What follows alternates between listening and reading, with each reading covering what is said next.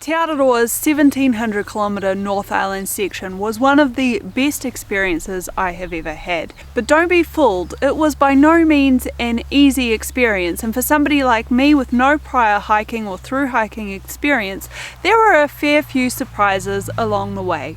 So in this video I'd like to try and help prepare some of our future through hikers for some of the best and worst sections on Te Araroa's North Island.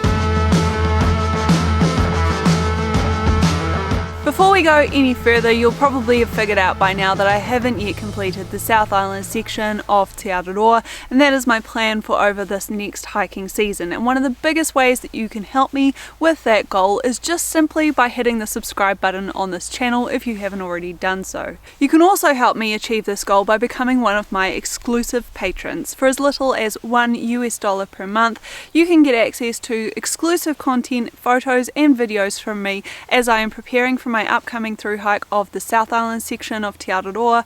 Plus you will also get access to exclusive live monthly Q&A sessions just with me and my other patrons. Once I hit the trail on the South Island, you will get real-time live updates as well as access to regular Q&A sessions directly from the trail. If you want to go and check that out, you can visit this URL here. Otherwise I will leave a link to my Patreon page in the description down below. I'm a big believer in finishing on a high note, so we are going to cover off my 5 worst sections on Te Araroa at the very start of this video. Number 1 on the list is rather unsurprisingly 90 Mile Beach, which marks your first 4 days on the trail if you are heading in a southbound direction and the first 100 kilometers of your Te Araroa through hike. I've talked a lot in previous videos about my various experiences on 90 Mile Beach, and if you want to see exactly how rough that particular section was for me, I will link for you episode 1 of my Te Araroa through hike series right here, so you can go and check out the first 4 days on the trail. There are a number of things about 90 Mile Beach that make it one of the worst sections on the entirety of the North Island, not least of which the fact that for the most part you are either walking on very hard compacted surfaces or you are unfortunately pushed up onto the high tide mark and walking on very soft sand. It's also pretty common knowledge that because of camping restrictions along the 90 Mile Beach section, you are forced to do incredibly long days right at the very start of your journey. In fact, you are slowly building up from 28 kilometers a day right the way through to 32 kilometers into Ahipara at the end of the beach. Now these are not inconsequential distances to be tackling right at the very start of a through hike, and it can lead to problems and injuries further along the way. Of course, walking on a sandy beach for 4 days in a row with very little shelter or shade means that you are spending a lot of time exposed to the sun, and in my particular case that meant that my body temperature was up so high that it caused a rash to develop on my legs. For most people though, that long exposure to the sun on 90 Mile Beach over 4 days instead results in some of the most serious sunburn they've probably ever had in their lives as they battle with the strong UV rays that we have here in New Zealand. All in all, 90 Mile Beach is definitely a baptism by fire when it comes to starting out on Te Araroa. The second hardest section that I hit when I was through hiking the North Island was actually the Onekainga Track just north of the Whanganui settlement. This was a roughly 7-kilometre section of the trail which actually started out relatively well on the Burttons Track. I'd already been hiking about 4 hours already in that morning, and we'd climbed up over the Helena Bay Ridge. After a short road walk to the start of the Burttons Track, we sat down and had a little bit of lunch, and then it started to rain and drizzle a little bit. Eventually, by the time that we had come to the end of the Burttons Track though, the rain and drizzle had disappeared and the clouds were starting to break, revealing a beautiful blue sky. If I had to guess, I'd say that we turned onto the Onekainga Track around about 1 or 2 o'clock in the afternoon, and our trail notes said that it wasn't really very far into Whanganui at this point. When we realised that we'd only come about 2 kilometers in the space of about an hour and a half, we realized that things were going to be a lot harder than we thought they were going to. For a start, we must have spent the best part of about 2 hours climbing almost directly straight uphill on a private part of bushland through a private farm. Looking back on it now, the climb probably wasn't actually too bad, but you have to take it in the context that at this point in my through hike, I hadn't encountered anything like that to this point. I hadn't gone through the Northern Forest sections, remember, so I didn't have to tackle the harsh climb up to the Ratia Forest summit. And similarly, this was some of the most overgrown track that I'd had to deal with so far on the trail. I'd spent the better part of the morning bush bashing through the very overgrown and very muddy Helena Ridge track, and I'd even had to take a 4 kilometre or roughly 1 hour detour to go and recover my phone, which had fallen out of my pocket in one of those overgrown sections without me noticing. The Onekainga Track was, for me, my first experience on Te Araroa of what the rest of the trail had in store, namely unmaintained trails and very narrow, washed out tracks. By the time we reached Whanganui, both our bodies and our minds were exhausted, and we ended up taking an unplanned 0 day there to recover. Third on the list of worst sections on Te Araroa for me was actually the section out of Whanganui into Palmerston North. Now by this point in the trail I'd gotten myself very familiar with how to navigate and how to plan for upcoming sections. But in all the kerfuffle of coming off trail over Christmas for about a week and then getting back onto the trail directly at the Whanganui River to spend 5 days on the water with Dad in the canoe, I hadn't really thought about the upcoming section from Whanganui into Palmerston North, which it turns out is just about all on the road. In fact, the only part of this section of the trail which is not along the road is a substantial proportion of it which is along the beach surrounding Kuiti. By this point in the trail, I'd overcome all of the physical difficulties and the pain that I'd experienced when I first started out road walking on Te Araroa. My body had gotten used to the road walking over the 1,000+ kilometres that I'd completed that far, and so it wasn't really that was the issue for me. Instead, what I found was that I was getting incredibly bored on those road walking sections. By this point I'd been split up from the group that I'd spent a large part of the North Island hiking with, and I found myself leaving Whanganui completely alone. It was in this 110-ish kilometre section of the trail that I realised that the biggest problem with road walking is when you're having to deal with road walking in beautiful bright sunshine. Of course the sun's rays end up beating down on the surface of the road, and of course over time that means that the surface of the road warms up, and what happens is that heat starts to get reflected back up at you. So all of a sudden walking 20 kilometres along a road doesn't just become a battle in boredom, but it also becomes a battle in trying to keep yourself hydrated, trying to keep yourself energized so that you can keep moving even though you're feeling physically heat exhausted. I lost count of the number of times that I had to sit down on the side of the road and take a break, put my feet up because again they were sore because I'd just spent 5 days on the river. I mention it here because it's typical of those unassuming sections of the trail that you don't really think about. Often we focus on the sections that we know are going to be hard and we know are going to be difficult for us, and we don't realise that at any point in between those sections we might also come across a very difficult day.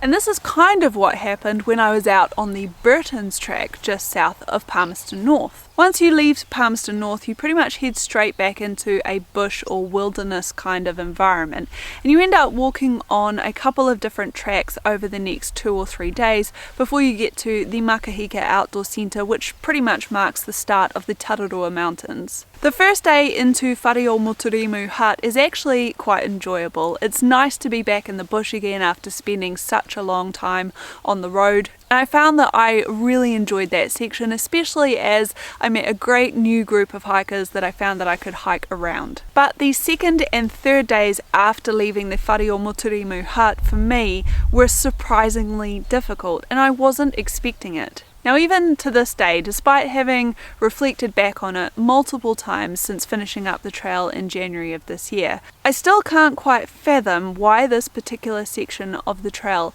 became so difficult for me. All I remember is that I found every single section of this track particularly technical, and I was starting to doubt my ability the further I got through it. Sections of this track were particularly narrow, and they were often cut into a very steep bank on a hill. Now often that bank would be sitting next to a valley through which a river was running, and in reality it was probably no more than about 50 metres down to the river below. But to me it might as well have been a kilometre. For me, through this section I was starting to really feel like every single time I put one of my feet down it slid out from under me and it just wasn't stable.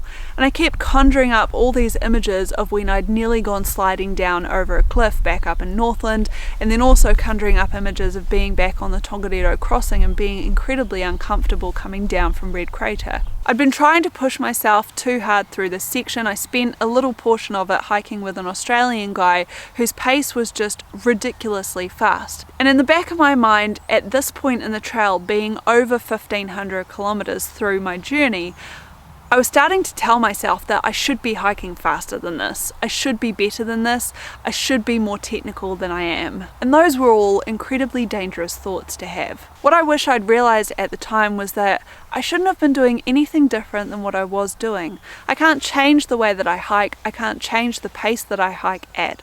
All that matters is that I get to where I need to be. And I wish I could go back and tell myself that was hiking through that section at the time to just calm down, chill out, and everything will be okay. My worst section on the entire 1,700 kilometre North Island section of Te Araroa will come as no surprise to those of you who have been watching my Te Araroa Thru hike series. This is the roughly 60 kilometre section between Te Kuiti and the start of the Timber Trail. Now, if I was being particularly pedantic, I could probably extend that section out to everything after Waitomo. Again, this section of the trail was particularly difficult for me because for the most part I found myself hiking solo through the day. After having discussed this section with plenty of other hikers who'd also complete it, I get the impression that this is a particularly difficult section for a lot of different hikers, and especially those who struggle on their feet. The trail through this section is characterised by very rough tracks over very overgrown farmland. The problem with farmland is that even though it looks quite flat and rolling to the naked eye, when you're actually walking on it, it is incredibly uneven. Obviously, cattle, as they are walking across this farmland, especially when it gets wet, make lots of lovely little divots in the mud, and over time, as that mud dries, it leads to some very hard ridges and things that you need to try and balance each of your feet on as you're walking across. And if I wasn't rolling my ankle trying to balance on the hard parts of this land, I was sinking into the bog that had been created by the water that was running through and the cattle that had been churning up the ground underfoot. Anywhere where there was a substantial track, it was usually very narrow, and again, because of previous rainfall through this region, the track was very often washed out, and so I'd find myself having to leap over entire sections of the trail because there was no real place to put a foothold down. Now, I was lucky through this particular section because even though I resupplied in Te Kuiti, I only needed to resupply with 2 days worth of food because I knew I was going to get a food drop at the start of the Timber Trail. But for any other hiker hiking through this section, they're looking at having to carry anywhere from 5 to 7 days worth of food because there's no other resupply option until they get to Taumaranui. Add to that the fact that through this particular section of the trail, it is also very poorly marked.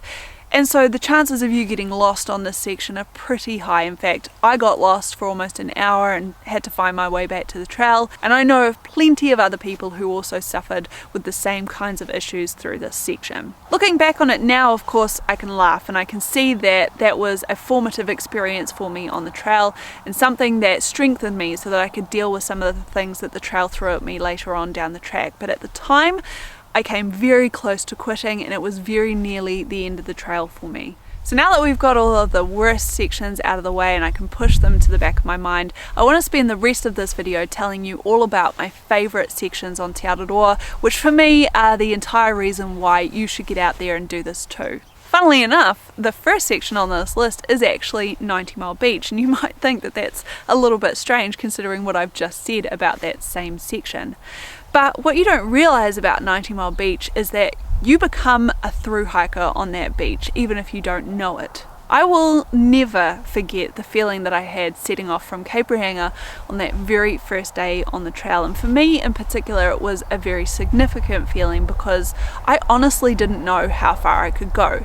There was a very big voice in my head that was telling me that I probably wasn't going to get any further than the Twilight Beach campsite, and so every single day that I hiked along the beach after that, I was amazed at how far I'd come, and I was curious as to how far I could go. You go through all sorts of mental and physical states when you're on the beach, and you really start to learn exactly who you are as a person. And so not only are you discovering that you are a thru hiker, but you're also discovering that you can start to do anything that you put your mind to. So 90 Mile Beach for me will always remain one of my favourite sections on the trail, because that is where I first started to prove to myself that actually I could do this. My second favourite part of the trail was the central North Island region on the 42 Traverse track from Whanganui, then all the way up and over the Tongariro crossing and into National Park Village in the Tongariro National Park.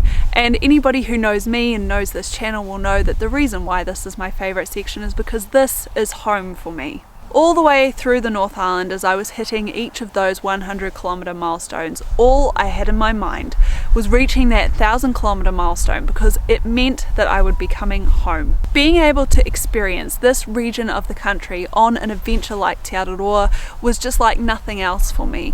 And I remember the first sight that I got of the mountains of the central North Island region as I was hiking through the Timber Trail, and also of Lake Taupo, which is my home here, and I just remember my heart soaring, and I just felt like everything was right. Everything had come back to the right place. The scenery, the trails and the mountains through this region are just what I know. And even though the 42 Traverse section has some pretty technical sections of trail, including a very substantial river crossing that would have been pretty terrifying in any other situation, there was just something about being in this region that just made me feel completely safe. The third section I want to mention in this part of the video is actually the Timber Trail itself.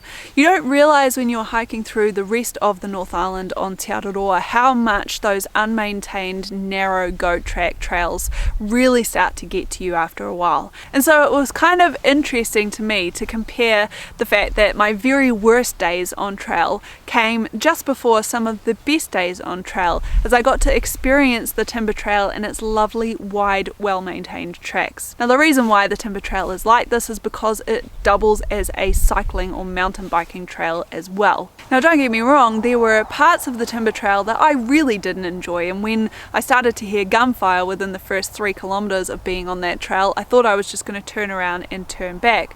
Couple that with having to hike over some very high swing bridges, and you might think that this would have been one of my worst sections on the trail as well. But I got to experience a different kind of feeling while I was out on that particular section. I remember getting into Camp Epic after hiking nearly 41 kilometres that day on my first day on the Timber Trail, setting up my tent, not having anybody else around, even though I knew there were other hikers in the valley, and just feeling completely at peace with myself. In fact, the very next day I woke up and I just didn't feel like walking anywhere. I was perfectly at peace with where I was in that moment and the decisions that I'd made.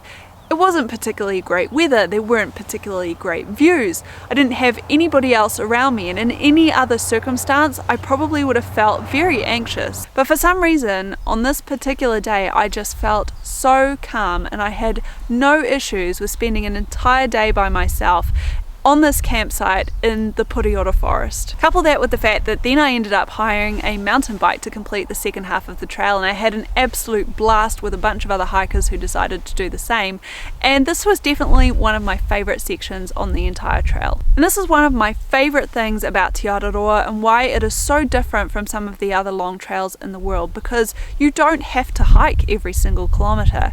In some parts of the trail there are viable alternatives, including mountain biking, and that is all just part of the trail. And that leads me nicely into my next favourite section of Te Araroa, which was the Whanganui River. This is an important part of why Te Araroa is so unique in the world, because an entire portion of it has to be canoed. There is no physical trail that connects the points between the Mangapurua landing and Pipariki boat ramp. And if you're going to canoe that section, you might as well just canoe the entire river. For me, the Whanganui River was rather surprisingly beautiful, and I enjoyed it more than I ever thought was possible. It was again one of those sections that in my preparation I was getting quite scared of. I didn't know what it was going to be like on the river. I'd never spent substantial amounts of time on the river before in my life, and I was worried about all the different hazards and my inexperience in that kind of an environment. But all that worrying was really for nothing, and Dad and I ended up having 3 or 4 of the most beautiful days I could have hoped for on the river.